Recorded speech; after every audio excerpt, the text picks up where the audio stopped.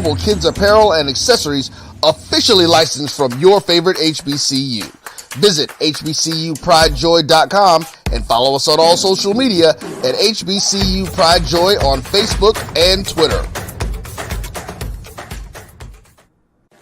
Supermarket sushi, really? No. Wait, Troy, you work here? I'm never not working. Like Head & Shoulders Scalp Shield technology, up to 100% dandruff protection, even between washes. Never not working, huh? Oh, Troy, you're such a good teacher. Yeah, I know. Never not working. Never not working. Never ever not working. Are you serious? Never not working. Dandruff protection that's never not working. Head & Shoulders Scalp Shield technology. Hey, grab me one too.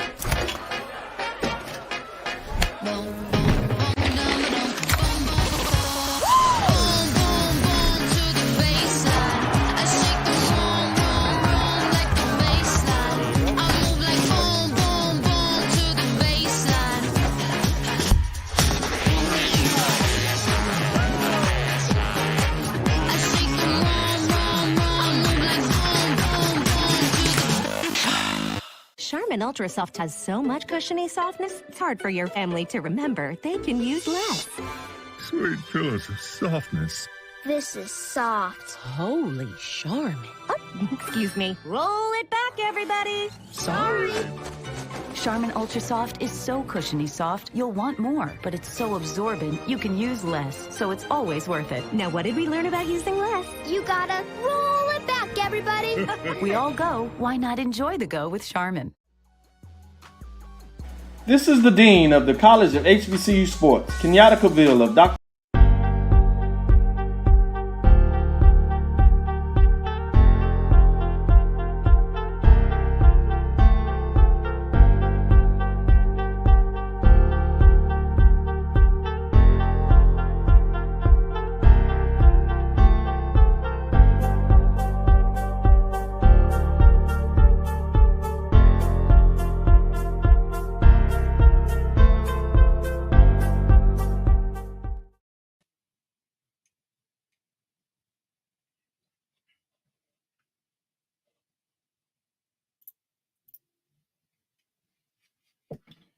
What it do, fam? Today is, what's the day? September the 18th, 2024. It is 6 o'clock. See how we doing this? It's 6 o'clock. The black people is here. I know a man probably ran a couple of stop signs, but I ain't gonna tell him. I don't know where he was driving. He was on a bicycle, y'all. So I don't need him trying to pull him over. Hey, but we're gonna do what we do to make this happen for you. So we want to welcome y'all to the show. I want y'all to, start embracing my man Theo Dwayne Banks, and he gonna do a Chasing Huxtable thing. We're gonna bump a little thing. We're gonna keep y'all informed, entertained, and all whatever it is we can do. We're gonna do our part to keep y'all informed and entertained. So, what's up, brother? How's a good life? Man, what's going on, Doc? I can't complain, man. Will not complain. Everything is everything. Hey, man, I'm gonna tell you what somebody told me. Once you get to be an old man, complaining is part of life because it means you're still alive. So I relish in the opportunities to complain because I'm still here to talk about it. So don't never deny yourself a good complaint or three. You know what I'm saying? You're still here to enjoy things. So that might take up the whole show then, since we're doing that. You just get one in. So, it's been an interesting week, y'all, and we got some things, and we're still trying to get back up to speed to get what it is y'all want, so we don't just bore y'all what's on our mind. Theo's still getting the hang of this. He funny. He kind of do me like Roy. Or I used to do Roy, because I would ask Roy, hey man, what you think we ought to talk about? Because I had no clue. I used to try to plan the show. And it's crazy. Like I actually planned 3 or 4 shows one time. And every single time on the way to the show, something else took over. And I just had to change the topic, which is why, the show is called Random Thoughts, which means they're not really good at being prepared because hey, sometimes things just happen. And I hate to set y'all up unless I got a special guest. And we're going to work on having a special guest sometime. Then the show's going to be really focused. It's the end of 2024. Almost, but we're gonna do some more insurance shows because y'all still agitating the living shit out of me with these GoFundMe's and these pleas for people to help y'all. When insurance I'm here to tell you, I'm gonna get some people. Insurance is cheap, y'all. You can get for what you need good insurance for next to nothing. Big facts. I'm just saying, you can get good insurance for what it costs to Netflix and chill. I'm just saying. And y'all need to quit thinking y'all need $1 million policies. Y'all ain't got $1 million lifestyle. For a lot of us, 20 grand would do. 20 grand would more than do. Yeah. So, it pains me. And the one good something I can say, and I guess it's a good something and a bad something at the same time, is it ain't just a black thing. Because I talked to a couple of people of non-color, and they said it's a people thing. I got a friend who runs an attorney firm, and he said he in a firm with 8 attorneys, and they but 2 of them got life insurance because he said white people don't think they're gonna die either. They don't talk about it. And I'm just like, wow. And for those of y'all that know, I'm a coroner part-time out here in Douglas County. Oh, I didn't know that. They handle death in general a whole lot better than we do. And it's insane to me, and knock on wood, we don't never want somebody to pass. But if you have a relative, a parent especially, who is 80, 90 years old on oxygen and 10, 15 medications, you can't have me show up and say we were surprised by this. Because I want to be compassionate, but come on, see, I'm hitting 60. I realize I'm on the downside. Come on. I mean, we got to do better, and you'll be surprised, and I say this all the time, and we ain't going to talk about this on the show. This is just my random thought. 20 grand is a hell of a head start for your kids. Mm-hmm. Just think what we could have did if we'd have had 20 grand and a little bit of knowledge, and not been wanting a Cadillac. That part. It lay a lot of groundwork. You can live comfortably while you're pursuing things if you got 20 grand, especially if you had it back in the day. Because that's, back in the day, that would have been damn near 2 years of rent paid up. Or it's a nice down payment on a house or something, or get you a little hoopty. Ladies and gentlemen, and I had to tell this to a guy yesterday, man, they ain't as cheap as they used to be, but get you a $3,000 car and let your car work for you as opposed to keep getting these $30,000 cars and you working for the car. We spend too much time working backwards. So, with that being said, I just had to get it. That's my quick monologue. Let me chime in on that. Bro, you ain't never got asked. So to that point, I mean, I've been insured. I've had life insurance for about 14 years, but my grandfather passed away in May 2019, and man, it was a lesson in how to die, because not having he didn't have everything right. We were able to bury him. He had substantial insurance, but stuff like having your beneficiaries, indicated, if you need to put it in a trust, if you have young kids, it's a range of things that we're not really people just in general, because you don't thinking about your mortality is a morbid thought to most people, and so when that happened, I was kind of witnessing that, and my mom said, she said, Philip, you went a little crazy, because I got insured up from that point, and although I don't have $1 million lifestyle currently. My goal is to get my kids to a point where, and I said it, it's currently set up where they'll be good until they're about 45 years old, in terms of how I have it broken down and when they'll get certain payments and all that stuff. And it's good to know that come hell or high water. Now because of my special circumstances, I hope that my children, that I live long enough for all of my children to become adults, because I don't want to deal with the other stuff that comes with your kids dying young. I mean, kids dying, they're underage. You dying and your kids underage. But as far as getting insured up, man, that was I will pay life insurance before I will pay car insurance, and I will pay car insurance before I pay everything. That's a whole other thing. But people, we have to it has to be viewed as critically important as any other insurance. You know, my aunt passed away last year, and she was like my mom. Like I call her my auntie sister mom. My mom and my aunts are.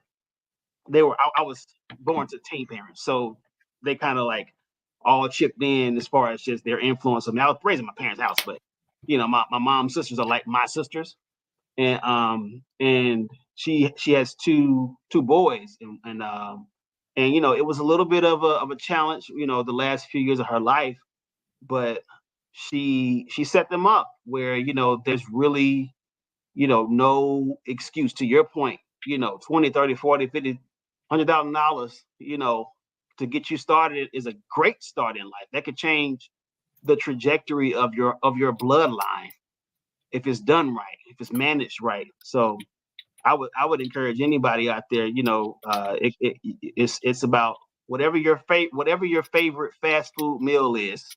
You can sacrifice about 3 of those a month and get you pretty decent policy. You know, now if you want to go super duper in, you talk about, you know, whole life policies and stuff you can benefit from while you're still alive, you know. Anyway, so yes, very important. And I'm gonna say this, and I hate to say it, but ladies and gentlemen, it costs next to nothing to get a rider for your kids. Because I got 2 friends who kids passed before them, and they never thought about their kids passing before them. But hey, man, go. It ain't the best, but go on and take whatever it is your job offering you. Your bank gonna offer you something, and if you're doing pretty good financially, then reach out to an insurance agent, because what your bank offer you and what your job offer you, most time they bare minimum. Right. They still enough, but they come out your check. Most time you don't notice it, and you know most time they still good for 10. They good for 10 to 15,000. And like I say, because I'm in this business now, I know a whole lot more. And ladies and gentlemen. And I know Black people have a stigma about this, about funerals and caskets and all that stuff. I say, but you know, as I've been paying attention, we pay all this money to be buried and get these pretty caskets and stuff, and then don't nobody go to the graveside after 2 or 3 years. Get your urn, and this ain't one, but or get your necklace and the ashes put in there. You can get all this done for less than $1,500. So just to spend $8,000, $9,000, $15,000 on a funeral and still be in debt. You know, I know we want to pay respect and homage and all that, but if you ain't going to visit them while they're in the ground, what are you really respecting? I mean, you know, do what you got to do. I'm just saying, from a financial standpoint, we can't keep complaining about finances and then we keep digging a financial hole. What's up, Tamika? How are you? And that's all I'm saying. You know, like I said, when I get some more, what's up, Bobby? When I get some more, I'm gonna have a couple of agents on here so y'all have some choices. But if we talk about what we want to do for the future, we gotta put them in a better spot.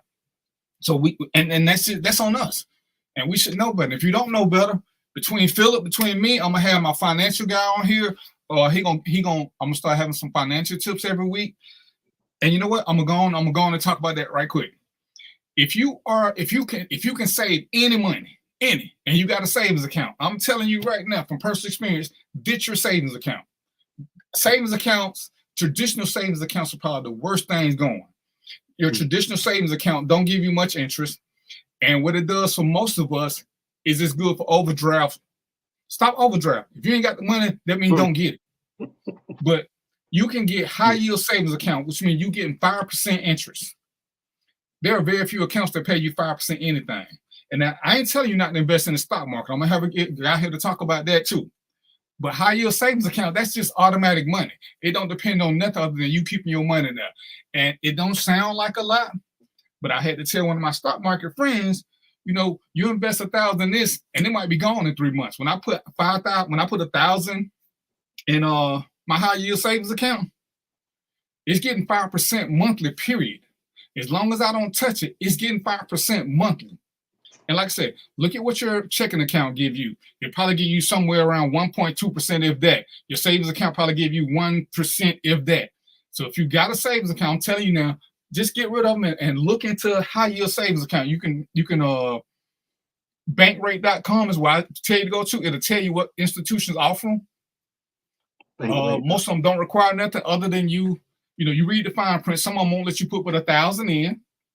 But hey, go to 5 or 6 different ones. It's still a little money coming in every month and it's consistent. But like I said, I'm gonna have somebody come talk to you about that. I need to quit tripping though and go ahead and get on that, man. Yeah, well, and I'm gonna say this because I'm gonna play one of his commercials, and I tell everybody I trust in my financial guy wholeheartedly, because when everybody talking about what they talking about and yada yada yada, most of us don't know how to pay attention to the market. We believe what we hear, and we which is what we're gonna get into later about just believing what we hear. I refinanced my house 2 years ago under Joe Biden, and he don't get no credit for this, other than people who keep saying what they can't do. My interest rate is 2.5. Anybody who know anything about housing will tell you 2.5 is incredibly great. Oh, it can't be. Bro, I can see the paperwork, but it happened under Biden. But he has nothing to do with it. This is about good time and playing my cards right. And sometimes you gotta play the long game and have somebody who, hey, when he said, hey, you need to refinance the house, and I'm like, no, I'm good. My house was worth more because of the way the market went, but when I refinanced it, it lowered my payment.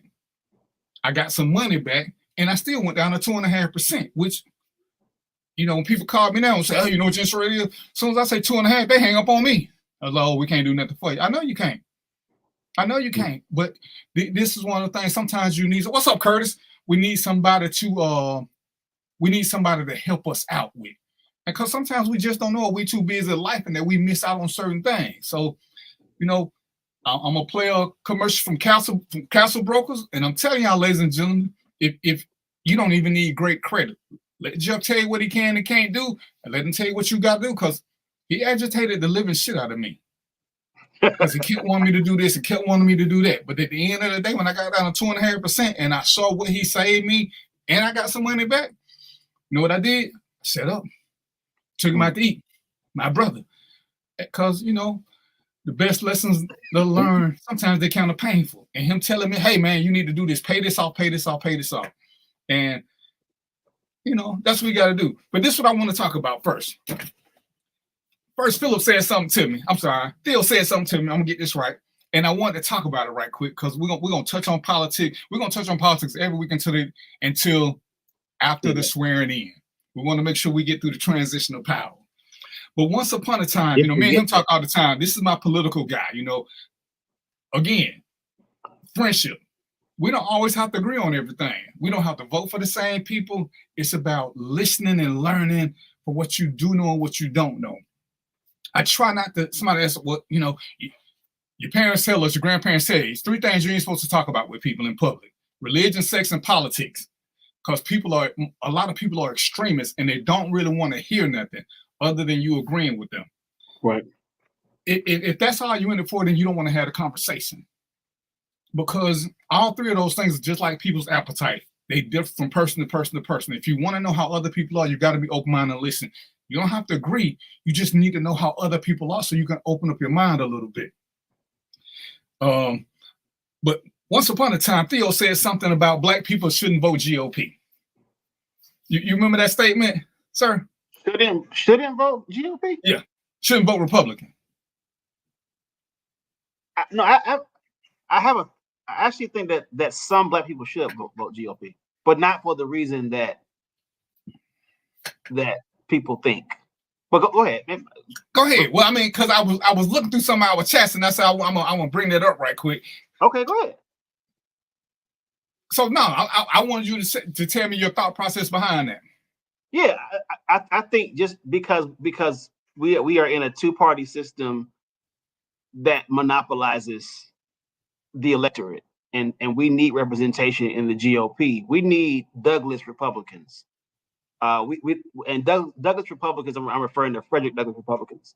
Those Republicans were not afraid to speak to the inconsistencies that existed, within party ranks, and they championed progressive policies.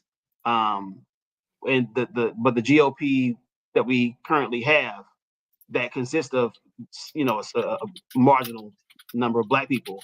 They're not Douglas Republicans, although they like to position themselves as like a continuation of this tradition, this Republican tradition. So they'll say, you know, we are the party of Lincoln, but when you do a little digging, you should really be the party of Frederick Douglass, because Frederick Douglass was a Republican too. So I do believe that there should be some aspect of, some representation in that party, because we need to be in positions to leverage our vote to get what we want. But I think maybe the point that I was making in that exchange was dealing with the status quo GOP and how black people are not, we don't have enough agency to just vote for Republican because we don't like Democrats. If you're going to vote Republican, then do it to be a change agent within that party, and do it to create leverage, to use your leverage, not to simply be a contrarian or to, you know, I don't think black people can afford to be single issue voters. Right.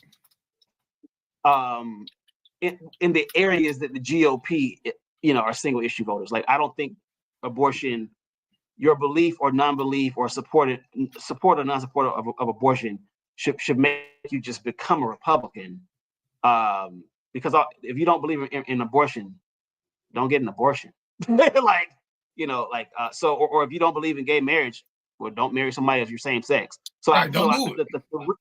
Right, just don't do it. Like the reasons that a lot of black Republicans give for being Republican do not make sense politically. From a strategic standpoint, they just don't make sense.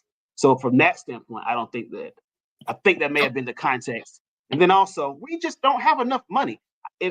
For me, it's like, if you don't make over $250 a year, which is what Congress said is middle class, like everything between 0 and 250 is middle class income. So and the average black household makes nowhere near that, not even the middle of that. And so for me, if you, and I don't make 250, I don't make anywhere near 250. If you don't make 250 or higher, it doesn't make sense to just vote Republican because of their anything.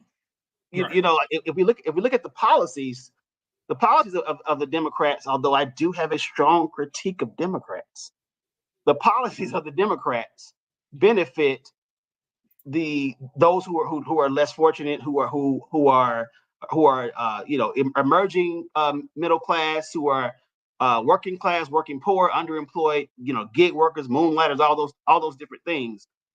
And the GOP doesn't even consider that. We can't get to like the social stuff, the racial. Okay, I was just issues. We can't even get to things that affect what. Yeah, because I mean, there are some things that I do believe the GOP has an advantage on. You know, and you know, we'll get into that later. But yeah, there are some things. So I was just wondering what your thought process was. But what I wanted to talk about, and like I said, you know, we don't get a chance to plan a lot, which is why I kind of like the show, because it keeps us on our toes. And you know, one of the things I've been really agitating me as of late, because somebody tried to call me out on it, with all the things that, when you ask us what Black America needs over the past, I don't know, 10, 15 years, as I've listened to everything that we need and what we should want, I ain't never, ever. It's kind of like when one of the presidential candidates says something to the effect of Roe versus Wade has been a big topic for the past 40 years. So, you know, me being me, I put it out on a bunch of different pages because I'm 60. I don't ever remember Roe versus Wade being talked about until a few years ago. I don't remember it being a big divider of people. So I'm just like, I'm trying to ask people, maybe I was somewhere where, you know, where were y'all with, hell, we barely talk, and they barely talk sex ed. So I'm just trying to figure out where this came from. So all of a sudden, and if I remember correctly, every poll, CNN, MSNBC, Fox News, all of them said that America didn't want the ban on abortions. America didn't want America does want gun control. So I'm trying to think now, if the polls, every poll say this, they ain't even close on the two things that are bipartisan throughout the country with regular people. They didn't want the government regulating women's bodies, but they did want some regulations on guns.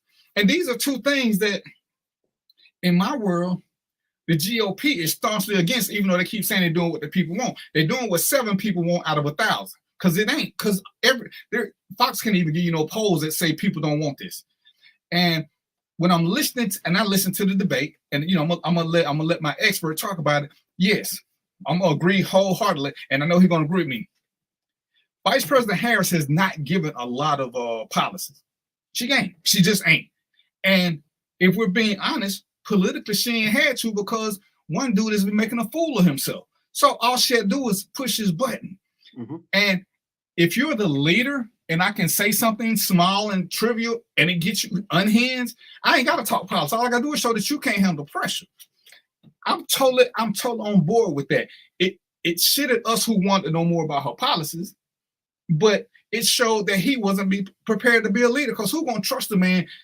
I mean, it's kind of like if I'm trying to have a serious conversation with somebody and somebody called me an old fool, and then I start getting upset because I'm old. Well, clearly I'm not the person you should be listening to, because I can't stay focused. But and I'm listening now to this whole immigrant thing, and this is where I'm leading, this whole immigrant thing. And they telling us how bad immigrants are. And y'all know now, for those of y'all who don't know, I used to be a cop for 22 years. I got a lot of them on my page. I reached out to them. How bad has immigrant crime in your neighborhood, in your area where you're working? Most of them still saying it's negligible. At best, it's negligible. But they keep pushing that, and it's funny when I hear us saying it. And one guy tried to tell me, man, an immigrant took my job. They hired him because he'll work for less. And I said, well, what's the company? See, if that's the case, you got a lawsuit. But you won't admit that you lost your job because you wouldn't go to work. See, an immigrant didn't take your job. You wouldn't go to work, so they hire somebody who would. That's kind of different. It's kind of different. That's kind of like losing your woman to another man. Admit what you did to open that door. Well, most of us, if we're honest, nobody took us from a girlfriend or a spouse. The girlfriend or a spouse stopped paying us attention, and that door opened and we moved on. Same thing with jobs. So I'm asking these questions because I want to have a serious conversation. When did Black people get caught up on immigrants? Because, Theo, you been to a Walmart or a Kroger or a grocery store lately? Yes. Have you seen a bunch of immigrants cashiers? No. So where are they? Because we need them. So where are they taking these jobs? I'm confused. And they keep saying this, and I ain't trying to start a race war or bait nobody. And it shows how much Black people and white people are alike mentally. Because if I'm not mistaken, Theo, my expert, the former 45 has had an attempt on his life twice that we know of. And it was by somebody who looks like him. It wasn't an immigrant. And I'm thinking, when was the last time an immigrant shot at a president? Was Sirhan an immigrant? He was, but he didn't do that. But I'm just saying that's the last time that even came in. And here we are talking about what immigrants doing, and I'm like, give me a factual something that I can hold on to. Right. Because let's just say they are eating cats and dogs. Well, we've been saying that about the Chinese for years, and we keep eating Chinese food. We still eat the food. and the ladies keep going to get their nails done at these Chinese shops. So I'm trying to figure out, when did this become a bad thing? I'm like, are they eating people? Because what's the problem? I'm not a pet person, by the way, so I know I don't want to offend the pet owning community who think pets are kids. But anyway, that was to your point. So, but it's like, how are we letting them tell us that immigrants are a bigger threat? And under 45, his own people said the biggest threat to American democracy was white Christian nationalists. That ain't changed. That ain't changed. Every time we have a school shooting, and we have had quite a few. We have had quite a few this year. And I'm looking for the white Christian. I'm looking for the immigrant who did the school shooting. I'm looking for any immigrant that has committed mass killings. But they the threat. They the threat that people keep telling us about. And I ain't found one yet. But I hear us repeating that ignorantly, because whenever you ask for a fact, it's like they'll keep playing this commercial about the immigrant that Vice President Harris let, and she killed the white lady's sister. Okay, I'm gonna give you that. But if you're in Georgia, and it just came out yesterday, I think 2 women have died because of this abortion ban. So who are we blaming for that? Because they couldn't get proper care, because they had miscarriages, but there was still a heartbeat, so the doctors couldn't perform an abortion. Who is that on? So when we're repeating stuff, and it sucks that me and Theo are men, and I wish I had a woman on the show right now, but he knows this. Who gets the least amount of medical care during pregnancy? It's Black females. They get the least amount of neonatal care, prenatal care. They get the least. So this is a policy that affects us directly. So why are we talking about immigrants? Right.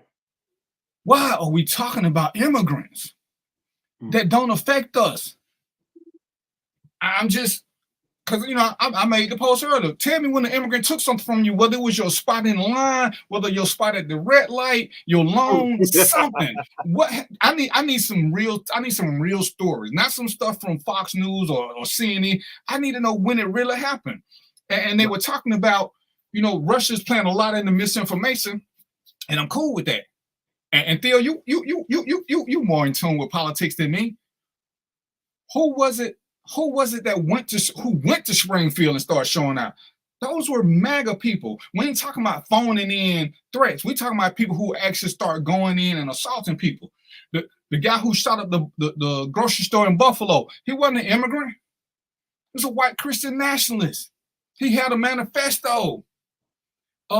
The little kid up in wherever it was. These are people who are not immigrants. Riddle House. Yeah, Rittenhouse. Yeah, Rittenhouse. Right. What the Ahmaud Arbery? That wasn't about immigrants. That was about white people who felt the air superiority. And Theo said it last week, and he's probably said it before. Everywhere that they go, we start losing stuff. I forgot the direct quote. Where there are white people, there's oppression. There's black oppression. And ladies and gentlemen, I really don't care who you vote for. Have your own thought process. But this is all I'm gonna say. There are some things that Theo has said that made me change my mind, because he gave me somewhere to look. Because don't get it twisted. We're gonna all think what we think, and some things we're gonna hold on to because protective cognitive identity, I think that's what it's called. When you can't accept certain things, because it means you got to accept that you're a fucked up person. But there are some things. What's up, Sharonda? But there are some things that when people start giving you factual data, because I'm not finna sit here and tell you that, and I ain't never said this, that we wasn't happy. I can't say nobody was happy under Biden. Yeah, Biden was a rebound. Biden was the best way to get over somebody is to get under him. He was the political version of that. It's like you were never here to serve 2 terms. You were only here to stop the bleeding. You were only here to put this sick dog to sleep. But yeah, and if we are honest with ourselves after this woman is elected, because I do believe she's going to win, we will see that there is not much difference in terms of her positions and her potential to deviate from whatever her original position is on a particular topic. But I think it's whenever I hear Black people talk about immigration, it's like it's something just goes off in me. I'm like, have you not read what they did to immigrants while they were in the throes of Jim Crow? Like to take on the mindset of a colonizer toward immigrants, when we know that right alongside, the 50-year period where over 3,000 Black people were lynched, that they were also discriminating against Italian immigrants and, anybody, they made them white later on, but anybody that wasn't a, purebred American, they were saying you don't apply for these jobs.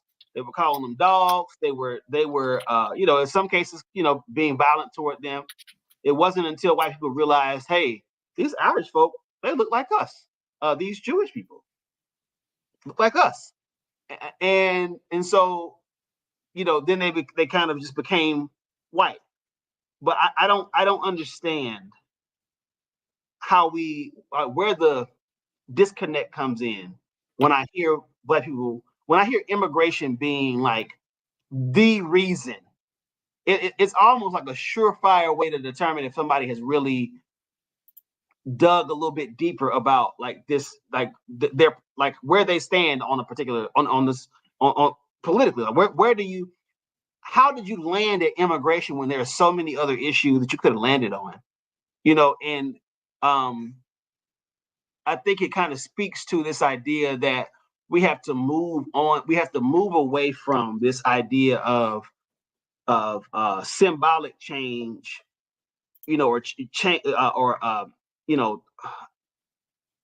people that look like us, us kind of assuming that they have our interest in mind, and that they're going to kind of advance us and advance an agenda that we might support. We have to reimagine what that's like, and we also have to challenge our own internalized anti-Blackness that says, I would choose someone who is not who is using a different version of xenophobia to appeal to me.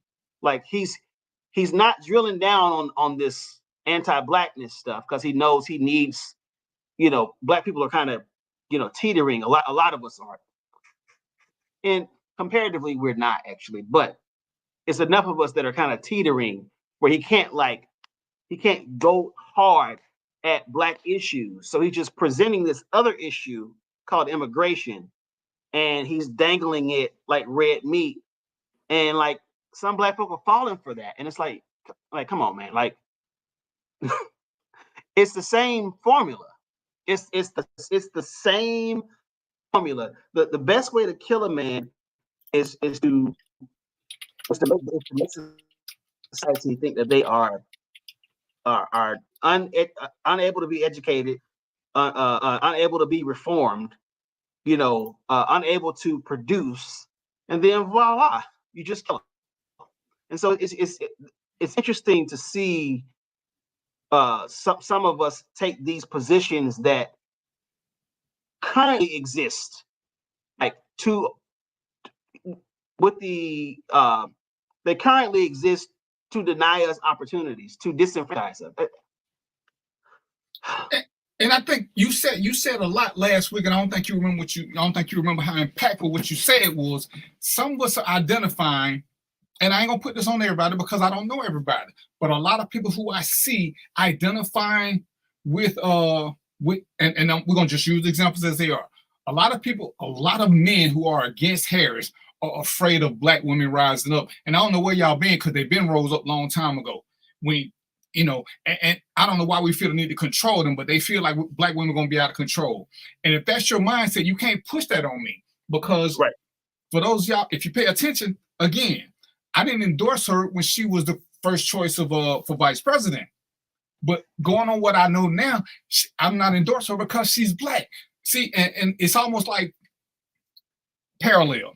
Whenever you talk to people about sex, and I'm going to go back to the topic, and you talk about not being in a committed relationship, the first thing they always talk about is diseases. what that tells me is that you don't use protection, but you can't push that on me because people can sleep around and use protection and diseases ain't an issue. So when you start saying, oh, you just doing it because she's black, well, where in anything that I said that I was doing it because she's black? See, you're doing it because you're not voting for her because she's black.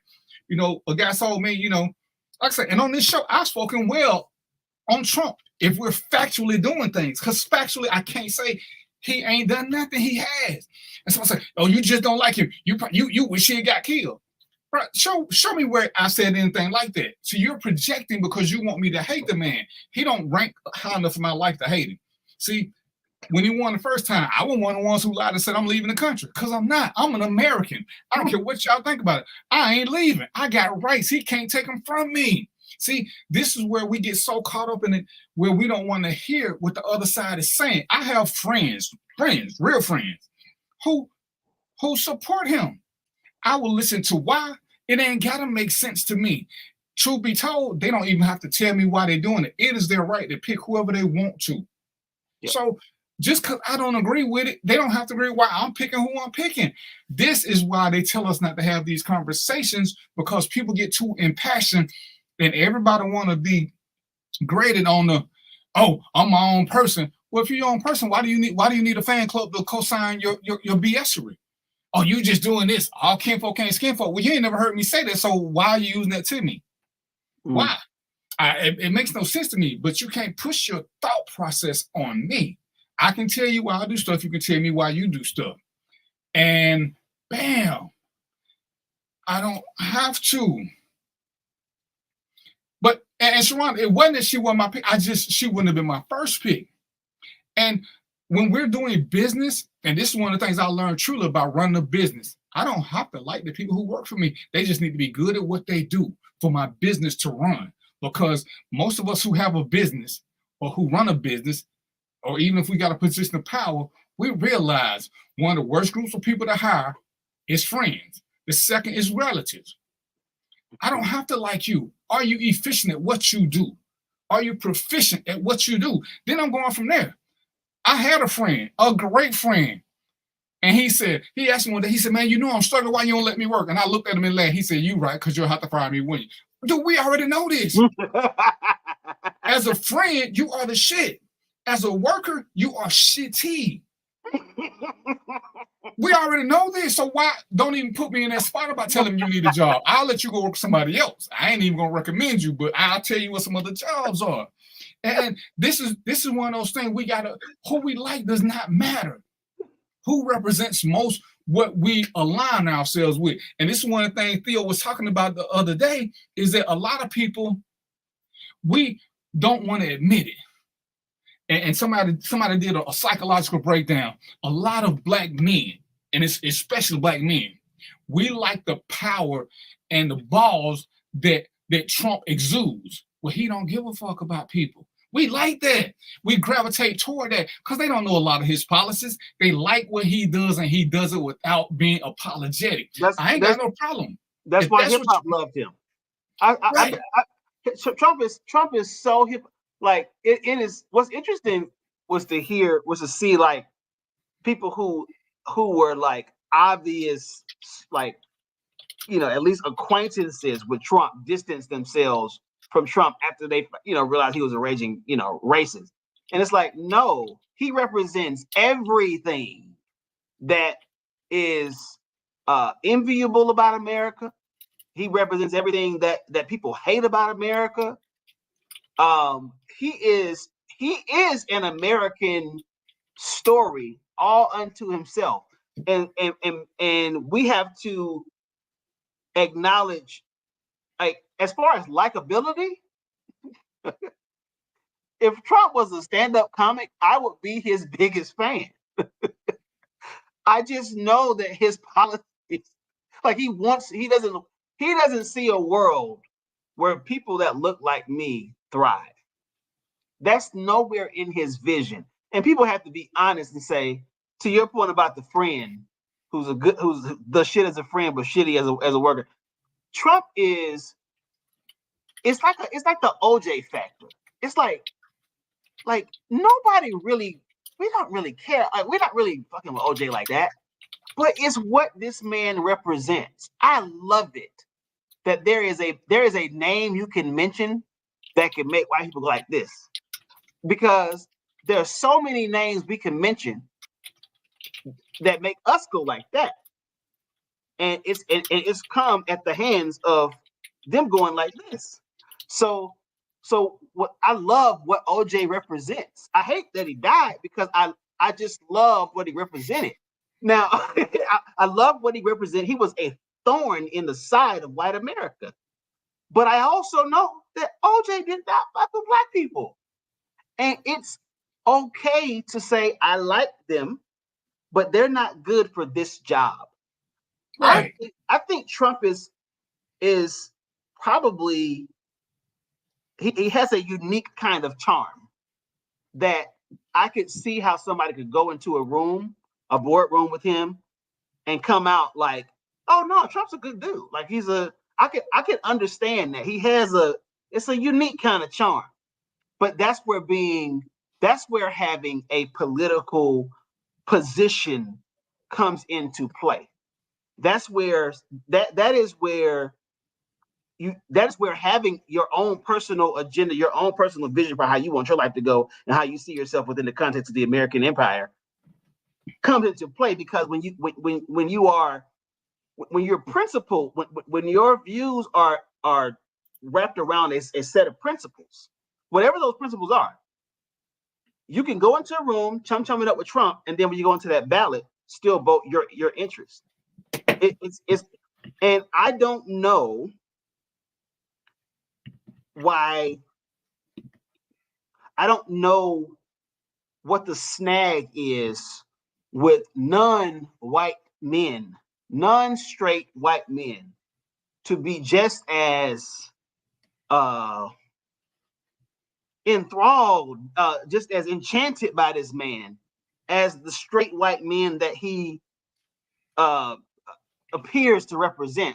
It is this whole period is just the strangest. Everything that white people said black folks were going to do when Obama was in office, what our expectation of Obama was going to be with him being in office, they are that as it relates to this man.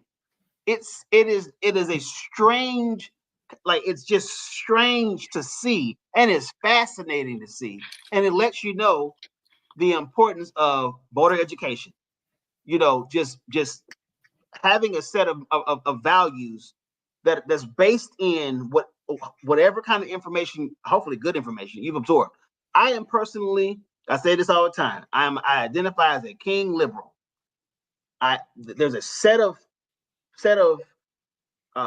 there's a barometer, or a thermostat rather, that my political leaning is set at, and it is set at typically what King recommended. But I can also give you a critique of Dr. King. I can also tell you where his pitfalls, what his shortcomings were, and have no problem saying, yeah, you're right. He was kind of sexist. Yeah, you're right. He was, da da da da. I can do that. And it's like, we don't. Yeah, he was just a little bit. just right, man ahead of his time, and very much a man of his time. Very much a man of his time. But to me, you have to be like, I can't love anybody that I agree with all the time. That's not love. That's worship. Yeah. You will become a god to me if all I do is agree with you. And that's what we're witnessing. We're witnessing that with Trump. We're witnessing that even with Biden, even with Obama, I don't know if it's because of the advent of social media kind of, being a thing during their tenures, where it didn't seem that way, because I've been old enough to vote since Al Gore and Bush too ran against each other. So I remember what it was like before the social media age. It wasn't long, but it was probably a good decade.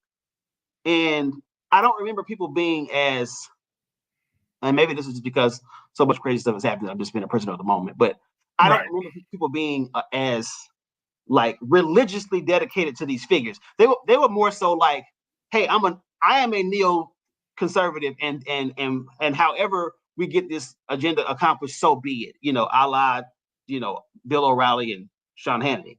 But I don't remember this worship of people that we have experienced in the social media era of politics, and it is detrimental. It is more detrimental to Black folk who need real economic prescriptions. We need real policies. We don't have time to make, like, save that for your celebrities. But like people like Obama they should not enjoy the protections of a celebrity, because their role is too consequential in our lives. And the same way with people who just adore Trump. You know, if I had to sit white America down and lecture them, I would say, this man does not represent the majority of your interests. Poor white people will not benefit from having this white boy in office. I hate to break the news to you, but that's just the reality of it. And go ahead. So I would love to get to a point, I would love to get to a point where we're in this kind of post demigod era in politics, where like, okay, we had two transformational presidents. We had Obama, who was transformational for most of the right reasons, and then we had Trump, who was transformational for most of the wrong reasons. Then we had Biden, who was Obama adjacent, and then now we have Harris, who is Obama adjacent, who was Biden adjacent, and then we also had Trump again. I would love to get to the boring era of politics where it's like, you know, it's really about the policies. It's really about like the vision. Like, does this vision align with whatever you want to go? Somebody asked me the other day, they were trying to be funny, but they asked me the other day, why are you choosing, well, first of all, they asked me why I was voting for Jill Stein. And I'm actually not voting for Jill Stein. I voted for Jill Stein in 2016.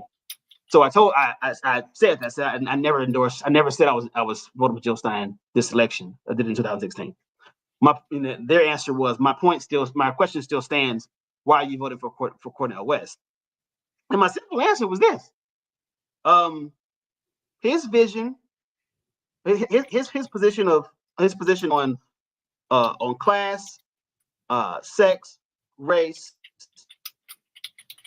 freedom, and possibility align with mine.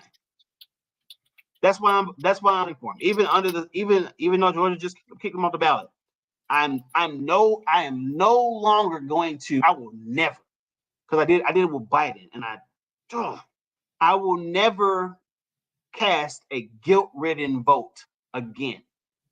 I'm never gonna do it again. It was unlike me to do it when I did it in 2020. You know, and that wasn't from this place of desperation. It was just okay. But I'm never going to be prodded into voting for anybody again. I will vote my conscience. I will vote what aligns with how I see myself within the context of you know, American, how I can truly advance. And if that means that my candidate never wins, so be it. And I think people have to, the way to dismantle the two-party system, which does not work for the majority of Americans, is for everybody to not vote for the person you think is going to win, but vote for the person who aligns most closely with whatever your informed set of values is. That's it. We don't even have to. Do they have that? I don't think America is an anti-intellectual society. We are the overweight 14-year-old rich kid who, you know, just throws their weight around and got put in these rooms because we got a rich dad. Like we are. That is actually kind of the root of all of this stuff. Is that to have a discussion is so jarring to people's like sense of like to their not identity, but just like their, I don't know, their I'm sorry, but it's like we like popularity, and that's something that we got to understand. And because we don't get political science the way we need to, or social studies, we're ignorant on a lot of things at the end of the day. And I think that's our problem, because we don't understand. Most people don't understand tariffs and taxes. Most people don't understand who sets political climates. They don't understand how, you know, one of the things I had to learn was that economy.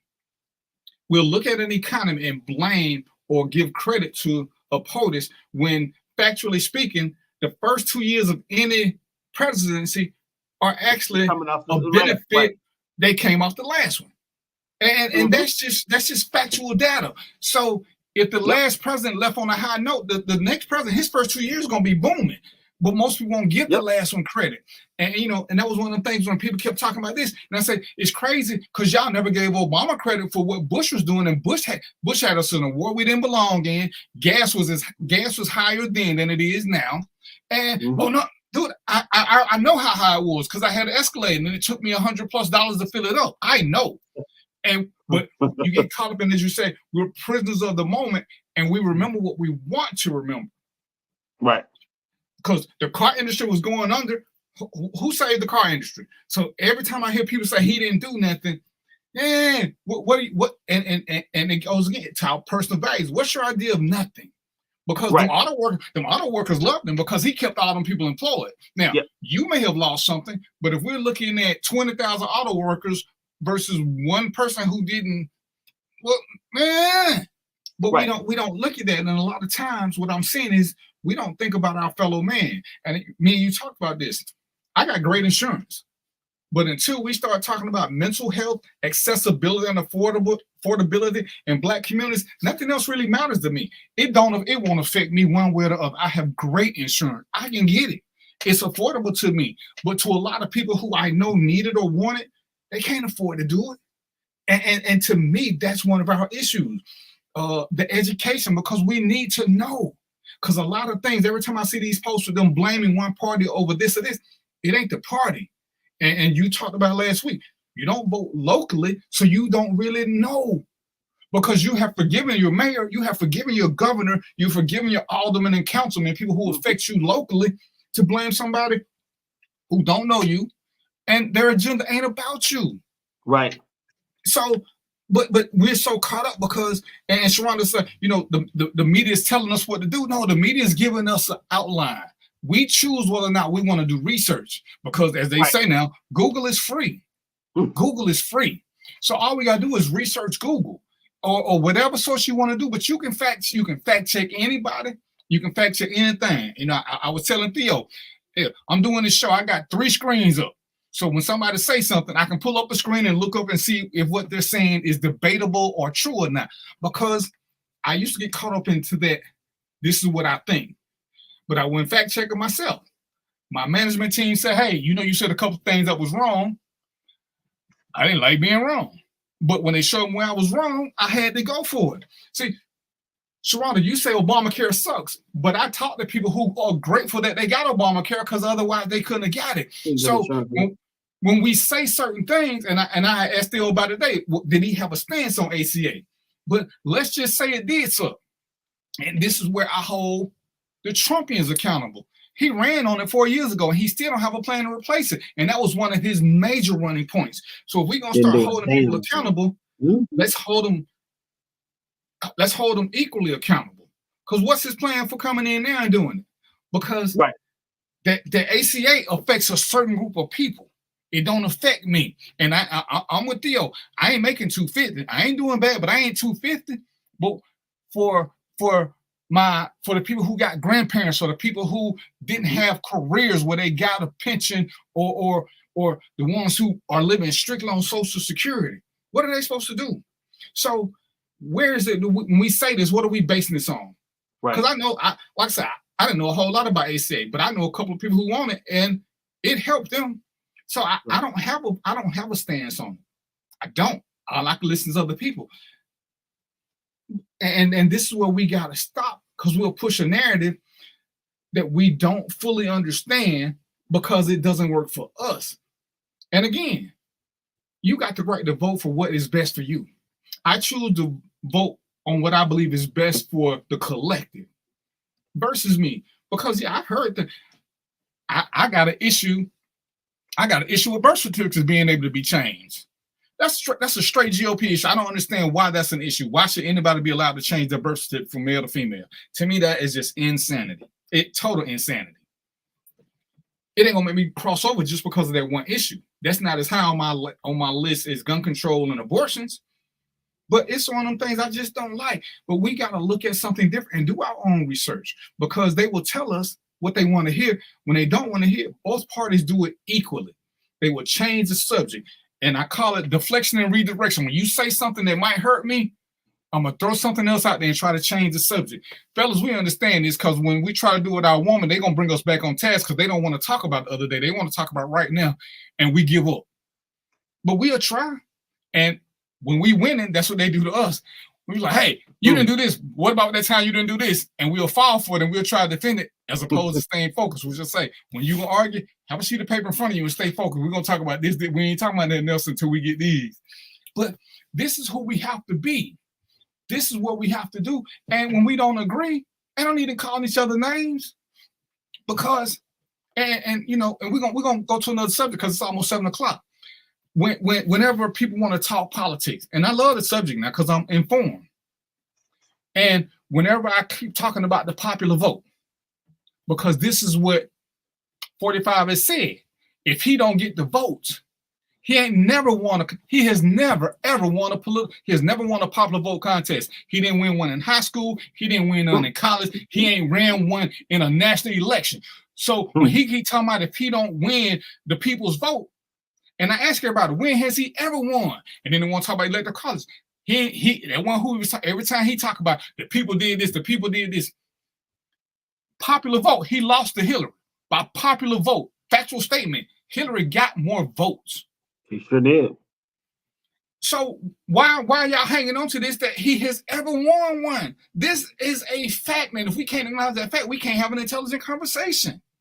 We can talk about the electoral college and why it needs to be overturned or redone, but then we also got to talk about the fact that GOP specifically is trying to do it where the vote don't even count, that they can put in who they want to. Georgia's trying to do it. Alabama did it. The courts saying, Alabama, you can't do that. This is a GOP thing where they don't want to count the votes. They want to just put in whoever they want to. Now, I guarantee you, if the climate changes and the Democrats take over the House and the Senate, it won't be an issue no more because they're gonna veto it. And this is why I have problems. But these are mine. And I say I'm willing to have the conversation with anybody, but you can't be so caught up in how you feel that you want to ignore facts. When I said the whole Christian Bible thing, and I ain't trying to insult nobody. I'm really not. But for those of us who are of an age where we grew up with a white Jesus, where he was over the mantle between that wooden fork and spoon, you can't go back and hate your mom and your grandmama because they're the ones who misled you. See, that protect and kick in. You'll blame the white man for something, but the white man one who put that blonde hair, blue-eyed dude over that mantle with that wooden fork and spoon. But we can't hold them accountable. And sometimes we don't want to admit who was right and who was wrong. They did the best they could under what they knew. We can do better. There's research, there's information out there, and sometimes this is a sign of growth and maturity in my world. When you know something in your heart of hearts and you have to accept that what you know ain't right and you have to adjust. And it's like, damn, I got to rethink my whole shit. It's like we talked about the start of the show with insurance. We cannot keep evading to talk about death when that little contribution called life insurance can change a life. Once we become informed, as G.I. Joe say, knowing is half the battle, and knowledge is definitely power. That's why I talked to Theo. He way younger than me, but he had me looking up shit I ain't even know he telling me shit. I'm like, damn, this young brother is the truth. Let me get with him. You know, I had to argue with somebody about Roy Barnes, and it might have been what's the governor's name now? Brian Kemp. Kemp. And I think because Roy Barnes was before Kemp, right? Yes. Roy Barnes had made a statement about colored people. Oh my God. And the colored people went ape shit mad. And I was like, why are y'all mad at him? When you have an organization, the NAACP, that stands for the National Advancement of not crooked people, not charcuterie people, it stands for colored people. So he spoke in the language that we have put out there. Now you mad at him for saying colored people? To me, that was insane. It's insane. He then denounced the NAACP. You can't have it both ways. We can't be sensitive to something, but it's our leader. It makes no sense. And we have to start looking at life logistically. Everybody swear they non-emotional. And I'm gonna call y'all out because you're lying. As soon as you go to the name calling, you have proven that you're emotional, because let's argue with facts. I don't care if you think I'm a simp. I don't care if you think I'm this. I don't care what you think. Give me some facts to prove my point to be wrong. Because it's like with Theo. He said some things and he said, I think. You know what that means? That means that's his opinion. But There's some things he said that are factual. Whether I like them or not, they are factual. See, it's our opinion that people value these people because we don't have any scientific proof that, hey, a lot of guys want to be so macho that they can just do whatever they want to. A lot of dudes, whether we want to admit it or not, want to be able to go up and grab women and fondle them and get away with it. It just is what it is. When Snoop does shit, Snoop has done a lot of shit. Snoop hates black women. He has said, other than his wife, he would never ever mess with a black woman, but black women love him. Wow. But we can't disassociate because he got a baseline, and we know colored people love baseline. If you got a funky beat and a baseline, you can do whatever you want to do. Snoop suck up to Martha Stewart. Snoop threatened to have his people go after Oprah. What the hell are we talking about? Why? Snoop, you only like black women. But here we go. We got a whole group of black people that support him. We get caught up in the hoopla and not the facts. And what's going on, Ari? How you been? And this is what we got to stop doing. If we want our vote to truly count, we have to know why. Me and my buddy Sharonda disagree about a lot of stuff, and we'll go back and forth. But I know something. If I call Sharonda, she's gonna answer the phone. If she called me, I'm gonna answer the phone. We may not never agree politically, but it doesn't affect our friendship. It doesn't affect our ability to have a conversation. But now she got a couple of friends on her page. Oh my goodness. I'm surprised they ain't blocked me yet. Oh my goodness. But this is intellectual conversation. Me and Ari, I ain't never met, but I met her on another page and she said some things that worked. Some I agree with, some I didn't. And we became Facebook friends because we need to have conversations about things that we don't know and accept what we don't know and go from there. I watch Fox News. And sometimes they give me some shit. I'm like, okay, that's what's up. And then I look it up and I'm like, well, damn. Who would have thunk? Who would have thunk? Because, I'm of the right mind. Rachel Maddow should never, ever be a moderator if Trump is involved. She's not partial. She's not. Mm-hmm. She ain't trying to hear nothing that he got to say. Nothing. But there are moderators who are partial. Hell, I saw Neil Cavuto, I think it was on Fox, giving Trump hell the other day. See, they're good. as you said, there are good people on both sides. You just got to know who is who, and you have to know who the extremists are when you're watching these, so you will know if you're getting truly good information versus where they're trying to push you. But we have to be smart enough to understand the difference. Well, let me push back on that slightly. Push back. And it's not pushing back, but it's kind of touching on the point that you're making still. We can agree that while everybody has an opinion and a lot of people can form a strong opinion, that some opinions are so dangerous because of how impressionable and how primed people are to have their own biases confirmed, that being aggressive toward a candidate like Donald Trump, to the extent that he doesn't get a chance to spew all of the bull, while we also address candidates like Harris, who have enjoyed the luxury of having a less formidable opponent. Doesn't that ultimately make us a better and more informed electorate? Like, when we can kind of weed out these personalities who represent the worst of American values through whatever means. Typically, it's through their own means. My frustration with Democrats, that it kind of sits along with some other frustrations with them, is that they don't go nasty. I've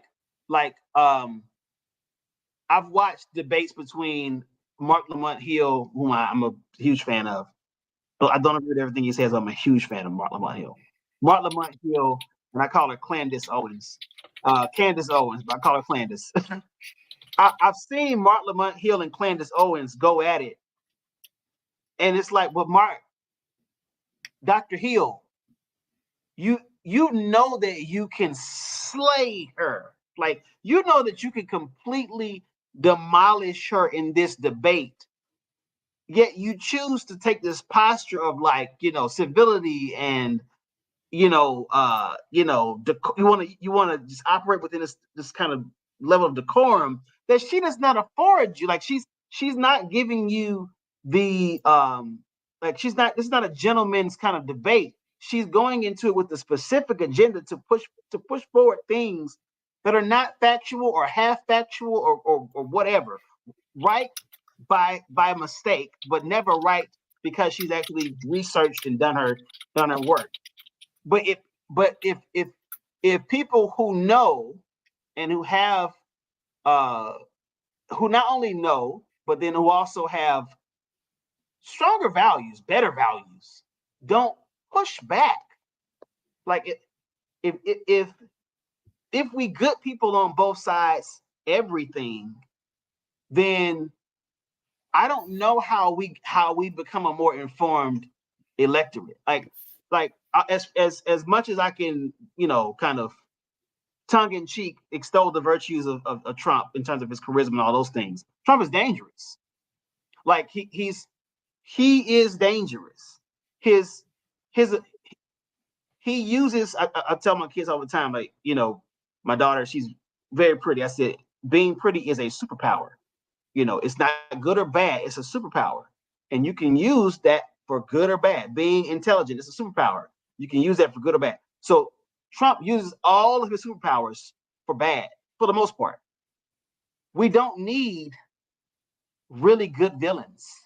Like, everybody thinks, for me, I would say this, Joker is probably the most, I love Joker. But Joker shouldn't be running Gotham City. Like, at the end of the day, like, Joker is a sociopath. Like he's a serial killer. Like ha funny, but he also kills people. And so it's like, when when do we decide to righteously get in the mud with them people? We don't need good people. Low, we go high. I believe when they go low, kick them in the teeth. We don't need good people. We need informed people, and I think that's what a line of demarcation is drawn. Because too many times we look at somebody and say, "Oh, this is a good person. That's a good person." At the end of the day, it's cute. Who gives a shit if they're good people? Who is giving us the most valid information so we can make good decisions? And that's what we got to start doing. It doesn't, as with Sharon, it doesn't matter who we like. Who is the best for the situation?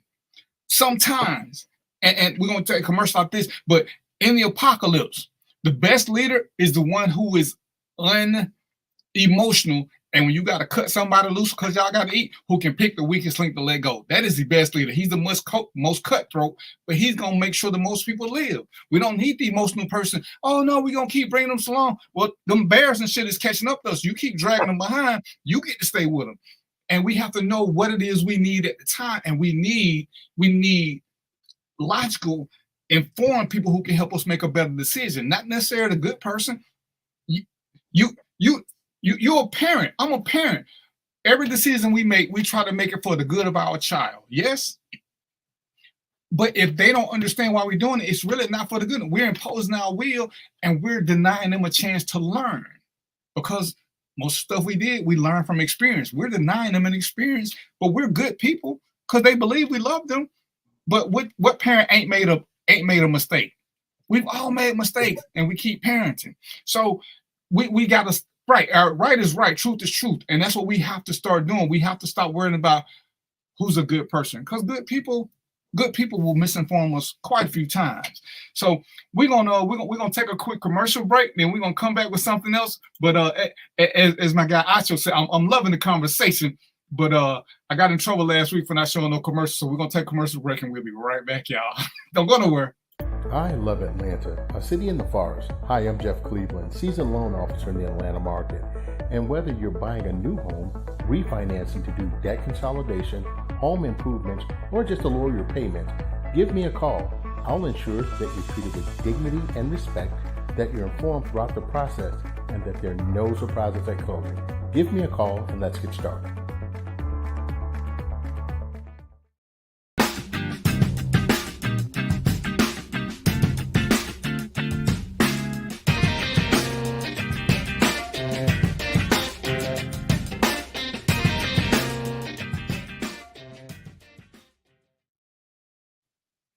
All right, and we back. He checked out on him. I guess he didn't get the time. So, where you go? I need Theo to bring in this next subject. So I'm here. Sorry about that. See, hey, that what happen when the folk be knocking at your door. You got to black everything out. But I ain't gonna say nothing about nobody. Cause hey, this is my brother, so we're gonna keep it rolling. So go ahead and bring us in on this one, sir. So, let's do a little trending topic. It's a lot to trend and it's a lot. But I wanted to talk about this Shannon Sharp issue, but from another angle. Everybody knows Shannon Sharp, had this gaffe, this not even a gaffe, it was just whatever, mishap, allegedly. When he mistakenly went live and he was recorded, engaging in, grown activity with his Michelle. And I made a post about it. I said, be so. Let me read it. I said, let's see. Be so firmly planted in your masculinity that you don't fumble a $200 million bag trying to prove you're something that's nobody's business to begin with. So some of the fallout that Shannon Sharp has alleged to have come after this video thing is that he has potentially lost about $200 million worth of sponsors. And of course, there's been all this conjecture surrounding his sexuality, and he's seemingly taking it on the chin and kind of like just kind of taking it in stride. But then we have this video that comes out, and then now we have to deal with some things, right? that critique was not directed at Shannon Sharpe, but it did deal with this idea that that men and Black men in particular, we are so we have experienced dehumanization on so many different levels and in so many different ways. Like of late, it is whenever there's a Black male celebrity, his sexuality will at some point be questioned. Denzel's sexuality was questioned. Like Barack Obama's sexuality is questioned. Dr. King's sexuality has been questioned. Malcolm X's sexuality has been questioned. We could a range of people. We can't even get into R&B artists. There comes a point in when a Black man reaches a certain level of notoriety where his sexuality becomes center in these conversations. And although we kind of say it doesn't matter, like if you're gay, just be gay. It absolutely does matter to most people, and not because it should matter, but because in our we have been so inundated with these white supremacist ideas that anything that deviates from our quest to be seen as human, to be seen as equal, we reject we reject wholly. And I think in the case of Shannon Sharpe, that's just another example of a Black man who was probably generally comfortable with it in his skin. He's probably not the type of Black man that's like out there. We all know brothers who like, you be out somewhere with them and they gotta always prove, their prowess and all that stuff. He actually is probably a very chill guy. He strikes me there.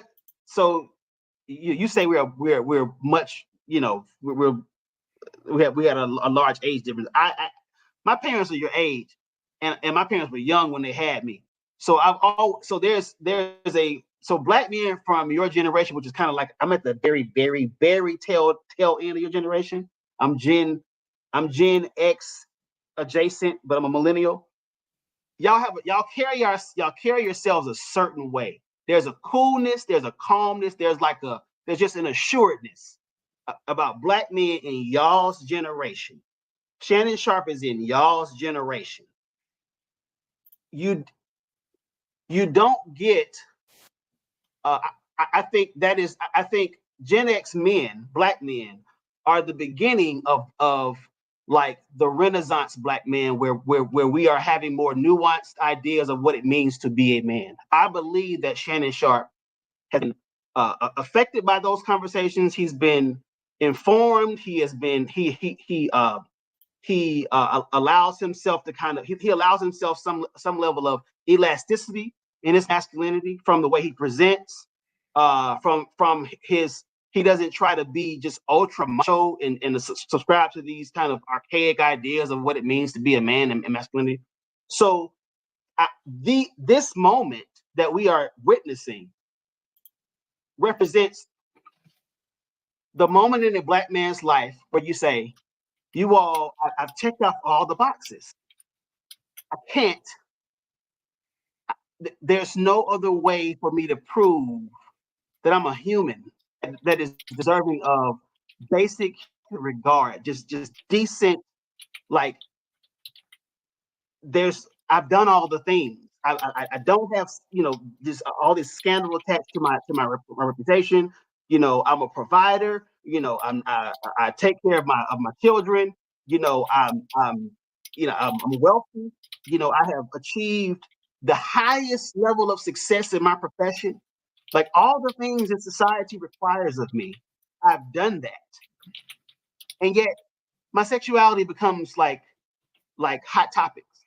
And so now I gotta step out and show you, Negroes, that I'm straight.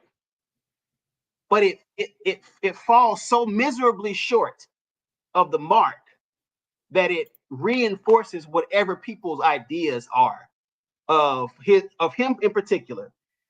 But when we zoom out from it, we have to confront our own internalized homophobia. And let me parse that we down the middle. Black women have to deal with their own internalized homophobia. We know Black men have been homophobic.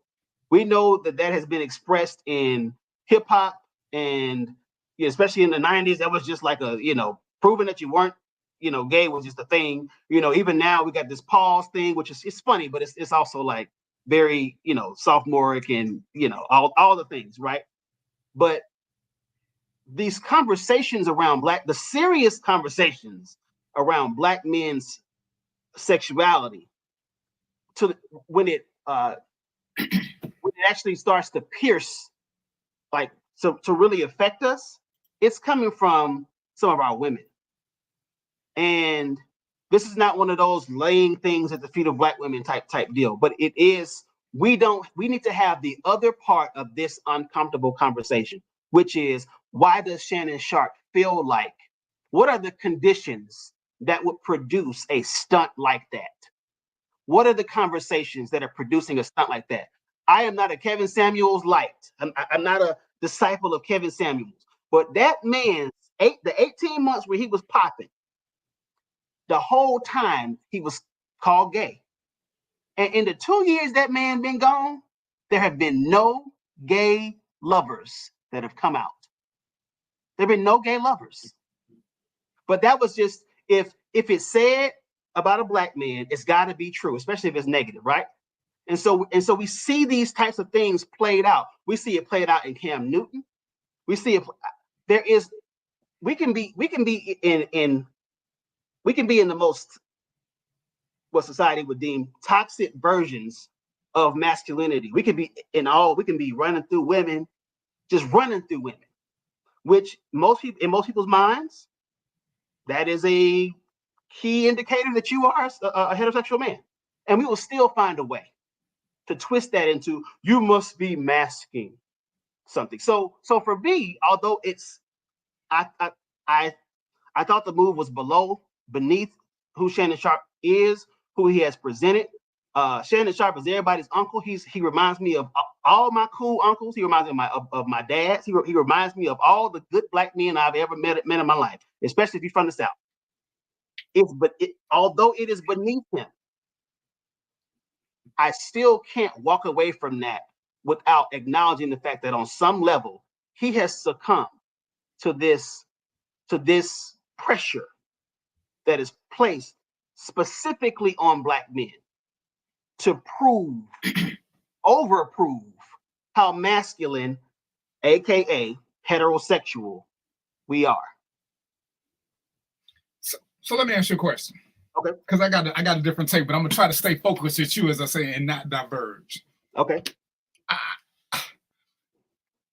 When Shannon Sharpe did the whole thing with the basketball game and he apologized, I looked at Shannon as a different guy. I looked at him as being responsible, reflective, and grown, and taking accountability for who he was. Because in his 3.5 minute apology, the first thing he said was, I'm not finna sit here and tell y'all it wasn't me. Y'all saw the tape. It was me. I wish I wouldn't have done it. I apologize because I was wrong. I held him in high esteem after that. I held him in very high esteem. When his tape came out, and I never saw it. I saw the aftermath. And his first thing is that his thing, it was hacked. Then he come up with all these ED commercials. So was he hacked, or was it a setup? And now I feel used. I feel like, as we talk about your subject, and I want to stick with your subject, but he promoted it. He promoted women being able to challenge our masculinity, and we have to respond some kind of way. Because to me, he played a game with his fan base, which is mostly Black people. And I didn't like it. I found it to be truly disingenuous and disrespectful on his part. Because as you say, Kevin Samuels never even addressed those issues. They came.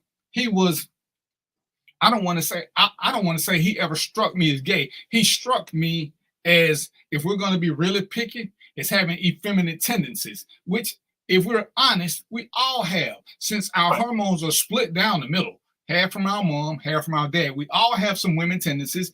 All women have some male tendencies. That's just the science of life. Right. Whether they're overwhelming or not is how we deal with them, because we know some sensitive guys who will fight like hell, but their wrist is a little loose. The way they dress is a little different from the saggy, baggy things we would do. But hey, it is what it is. But I didn't like the fact that I thought he played us. I thought he played us for an attempt to get into ED. Because Shannon, you were on the cusp of rising. And I don't like Stephen A. Smith at all. But you can't tell me Stephen A. Smith would stoop so low to that. And I felt like it was a low stoop. And it made me start looking at him in a whole different light. Because if you knew that's what it was, then go on and play the game and joke it up and laugh it off and say, yeah, hey, I got this contract with these people. I'm going to make this money, y'all. But to sit there and try to tell us that first it was, hey, what's up, Ernest? And then here you come out with all these road ads and stuff. And bro, you playing into the stereotypes. You're making us look. You're making us look like we shuckers and jivers again. And now it can be easily questioned because you open that door for the wrongest reason. Make your money. But where's your team who say, hey, you don't want to do this? You don't want to do this. You're a rising star. You can take over in 2 years with the way you're going. People like your brutal honesty. They like the way you dress. They like it. So what does somebody think you gay? Who ain't been through that? Who ain't? Me and Theo can do a show and have 12 women beside us every show, half naked, doing Nelly dances, and somebody gonna still question our sexuality. Why would we feel the need to address that? Why? What's the purpose? What do we gain or lose by it? Only thing we lose is we lose the people who respect us because we're answering BS. You know, one of the things that, you know, before I learned to calm myself, if you ever seen my wife, you know, she got strong features, and people love to say, "Oh, she's a man." Well, okay, so if you think she's a man, why are you engaging with her? You know what I'm saying? I mean, once there's a disconnect and I no longer respect the person, I don't engage with them no more. And I've had my petty moments, and I've learned to let my pettiness go unless I'm just truly in petty mode, because who cares? You know, I can show something. And I'm like I said, me and Theo cool. Theo cannot like the way my woman looks. He cannot like a lot. What difference? He ain't got to be with her, and we got to learn. That's what we got to learn. Everybody got a choice, and I don't know why you picked her. And you don't have to know. All you got to know is if you don't like her, you ain't got to pick her. I ain't got to like his choice of women. I don't have to live, sleep, or eat with them. He's the only one who got to do it. So when Shannon got challenged, I wouldn't even brought it up. I would have never responded to it. It's a non-issue. And like I said, if he was trying to make his money, then bro, make your money. But I don't doubt that that was a part of his. I have definitely thought, you know, when I just zero in narrowly on Shannon Sharpe, I feel like he had the graphics and everything drawn up a week before that. But I feel like he had the t-shirts already drawn up a week before that. And that's why I think he played us. I have definitely I followed that, and I definitely have. I've looked at him differently. If I'm just going to zero in on him, actually the day before that, when he got on the chat on their live and was kind of ragging on him about being late or not being. He was late, but he was. Yeah. It was about his. Who he chose, how he chose to get to the studio to record or to film, and I was like, he getting a little Hollywood, you know, because you know he's doing that and he's doing the very thing that Skip did. And I got his explanation. I didn't appreciate that. Just on behalf of Chad, I just didn't appreciate that. And so that next incident. To me, so if I were to set my critique aside, my kind of commentary aside, and just look at the matter just singularly, it doesn't make sense that you would be so